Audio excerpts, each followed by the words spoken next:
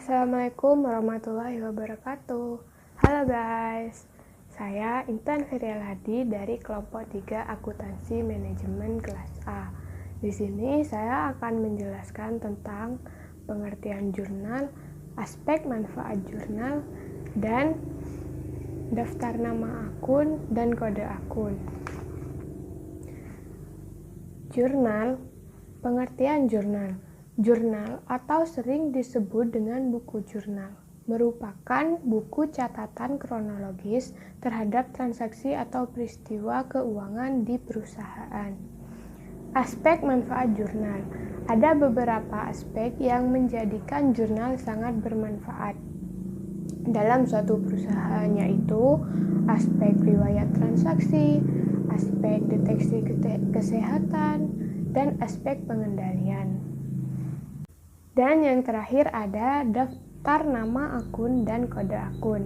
Istilah akun sering juga disebut dengan istilah perkiraan atau rekening.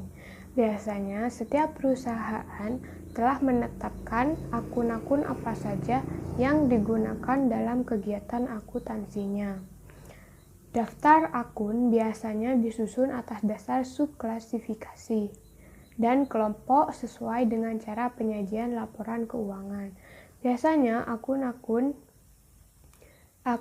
diklasifikasi menjadi kelompok akun neraca atau akun real dan kelompok akun laba rugi atau yang disebut dengan akun nominal atau akun sementara. Sekian dari saya, kurang lebihnya mohon maaf. Saya Intan Ferial Hadi pamit undur diri. Assalamualaikum. Saya yaitu akun real. Kelompok akun subklasifikasi akun atau nama akun. 1. Aset lancar, yaitu kas, surat-surat berharga, piutang usaha, cadangan kerugian piutang usaha, piutang wesel, piutang karyawan, piutang lain-lain. 2. Aset tidak lancar, aset tetap berwujud, yaitu tanah, gedung, akumulasi penyusunan gedung, kendaraan, akumulasi penyusunan kendaraan, mesin-mesin.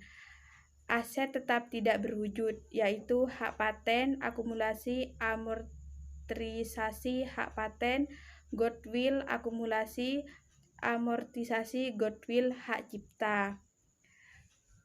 Aset sumber daya alam, yaitu batu bara, akumulasi deslasi batu bara, minyak bumi.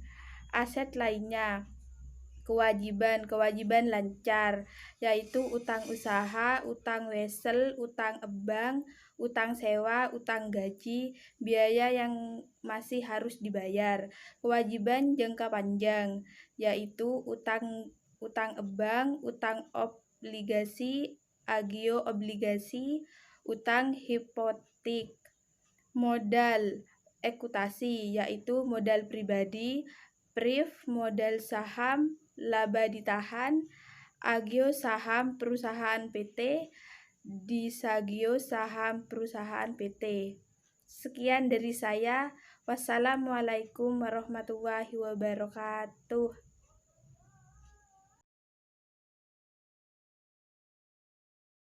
Assalamualaikum warahmatullahi wabarakatuh. Nama Alfa Wadensia, NIM 2010411021. Di sini saya akan menjelaskan tentang aturan debit dan kredit. Salah satu fungsi jurnal adalah fungsi analisis, yaitu analisis debit dan kredit. Permasalahan mendasarnya adalah bagaimana menempatkan akun di sisi debit dan kredit. Penempatan akun ini sesuai dengan transaksi yang ada, yakni apakah transaksi tersebut berpengaruh terhadap penambahan atau pengurangan suatu akun. Penambahan atau pengurangan suatu akun akan menentukan posisi akun tersebut, apakah di sisi debit atau kredit. Penempatan akun di debit dan di kredit membutuhkan analisis mendalam, sehingga tidak terjadi kekeliruan dalam penempatannya.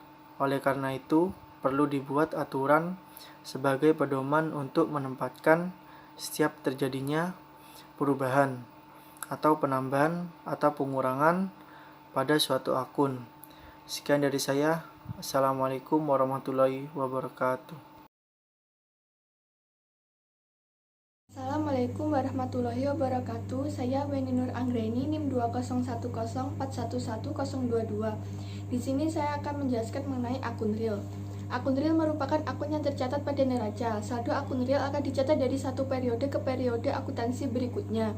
Akun real dikelompokkan menjadi 3, yaitu akun harta atau aset, akun utang atau kewajiban atau liabilitas, dan akun modal. 1. Akun harta atau aktiva atau aset. Harta merupakan sumber daya perusahaan yang bermanfaat pada masa sekarang dan masa mendatang. Harta menunjukkan jumlah kekayaan perusahaan. Harta terdiri atas beberapa jenis berikut. A. Harta tetap merupakan harta berwujud yang digunakan dalam operasional perusahaan dan memiliki nilai ekonomis lebih dari 1 tahun. Contoh harta tetap yaitu gedung, peralatan, mesin produksi, dan kendaraan. B. Harta lancar merupakan harta yang memiliki nilai ekonomis atau perputarannya tinggi, kurang dari 1 tahun, atau uang kas atau bank dan aset yang sangat mudah dijadikan uang.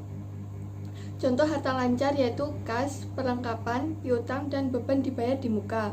C. Harta tidak berwujud merupakan harta yang tidak dapat dilihat tetapi memiliki nilai ekonomis.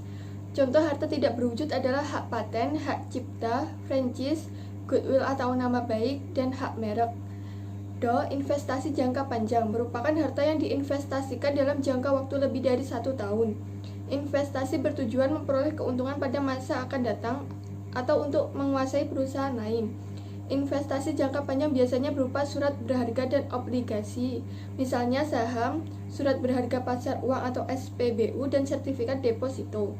2. Akun utang atau kewajiban atau liabilitas. Utang merupakan kewajiban perusahaan kepada pihak lain yang timbul akibat transaksi pada masa dahulu. Utang dibedakan menjadi A. Utang jangka pendek, yaitu utang atau kewajiban yang dibayar perusahaan dalam waktu kurang dari 1 tahun. B. Utang jangka panjang, yaitu utang perusahaan yang harus dibayar dalam jangka waktu lebih dari 1 tahun. C. Utang lain-lain, yaitu utang yang tidak termasuk utang lancar ataupun utang jangka panjang, misalnya utang kepada direksi dan pemegang saham. Ketiga, akun modal atau ekuitas. Modal merupakan hak pemilik perusahaan atas kekayaan atau aktiva perusahaan. Sebagai contoh, Pak Ardi akan membuka usaha laundry dengan modal sebesar 15 juta rupiah. Contoh tersebut menunjukkan modal merupakan kekayaan pemilik dalam suatu usaha. Sementara itu, prive merupakan pengambilan modal perusahaan oleh pemilik untuk keperluan pribadi. Akun prive akan mengurangi modal. Sekian, terima kasih.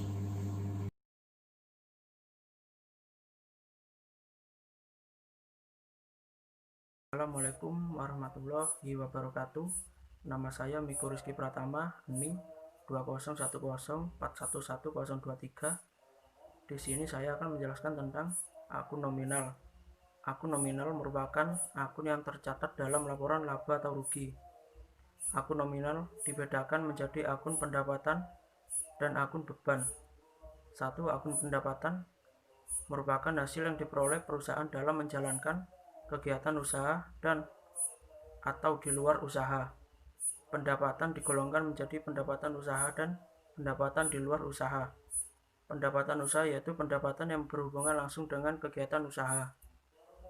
Pendapatan di luar usaha yaitu pendapatan yang tidak berhubungan langsung dengan kegiatan usaha. Misalnya, sebuah perusahaan menyewakan gedung untuk kegiatan usaha pihak lain. Contoh pendapatan di luar usaha adalah pendapatan sewa dan pendapatan bunga.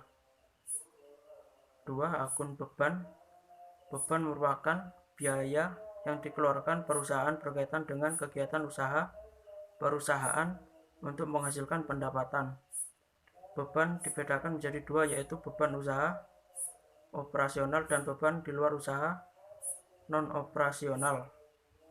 Beban usaha operasional dikeluarkan perusahaan berkaitan dengan kegiatan utama perusahaan. Beban di luar usaha non-operasional dikeluarkan perusahaan di luar kegiatan utama perusahaan. Cukup sekian dari saya. Wassalamualaikum warahmatullahi wabarakatuh.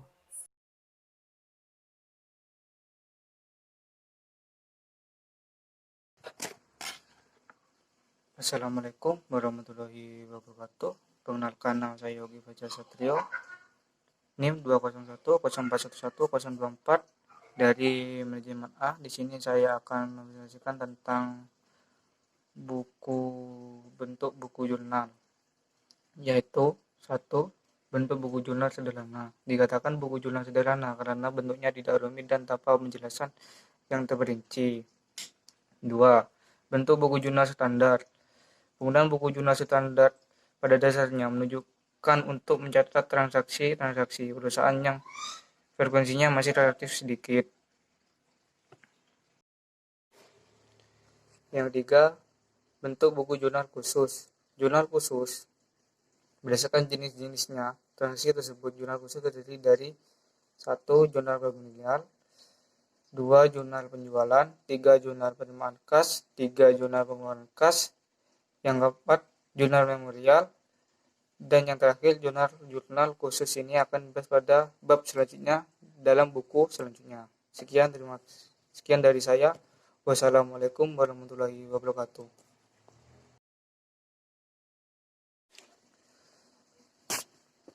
Yang D. Kolom berisi kode akun biasanya diisi pada saat memindah data dari jurnal ke buku besar atau posting. E. Kolom debit dan kredit berisi jumlah rupiah yang ada di masing-masing ruas debit dan kredit. F. Jika dibutuhkan, juga dibuat kolom tentang nomor bukti-bukti sebelum kolom akun keterangan. Kolom ini berdasarkan dokumen transaksi tersebut. G. Jika jumlah transaksi lebih dari satu halaman jurnal, pada halaman pertama di baris jumlah dituliskan jumlah pindahan, kemudian pada halaman berikutnya dituliskan jumlah pindahan sebelum melakukan penyertaan transaksi berikutnya. Bentuknya adalah sebagai berikut. Hal-hal yang diperhatikan dalam membuat jurnal ini adalah A. Kop jurnal berisi mengenai berlakunya juga untuk laporan lainnya. 1. Nama perusahaan, 2. Jenis jurnal, 3. Periode akuntansi. B. Kolom tanggal berisi tahun, bulan, dan tanggal transaksi. C. Kolom keterangan berisi nama akun dan keterangan transaksi. Dalam kurung keterangan dibuat singkat dan jelas.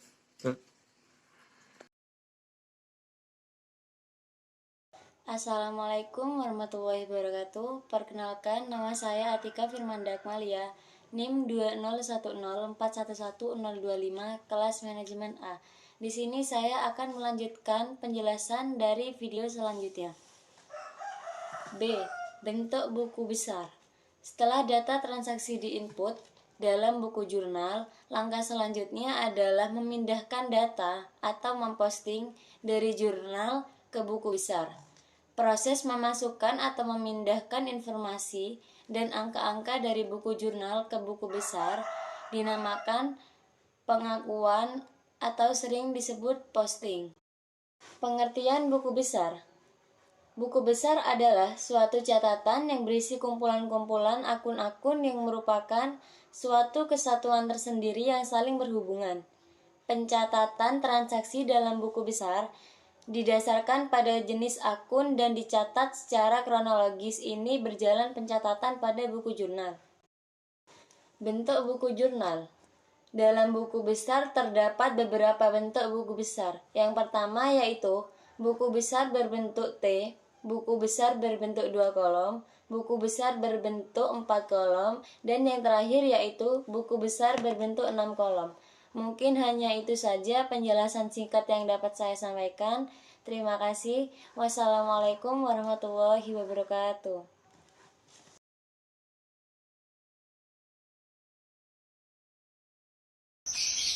Assalamualaikum warahmatullahi wabarakatuh. Perkenalkan, nama saya Desta Intan Trimatasari, NIM 20104111026. Di sini saya akan menjelaskan tentang buku besar 4 kolom dan buku besar 6 kolom. Buku besar 4 kolom atau sering disebut dengan buku besar bersaldo tidak hanya terdiri dari 4 kolom, karena yang dimaksud dengan 4 kolom tersebut adalah kolom tanggal, debit, kredit, dan saldo. Dalam buku besar ini juga terdapat kolom-kolom keterangan, ref, dan sering juga dibuat satu kolom lagi, yakni D atau K, yang menunjukkan saldo debit atau kredit. Cara penggunaannya sama seperti buku besar 2 kolom, hanya berbeda dalam perhitungan saldonya.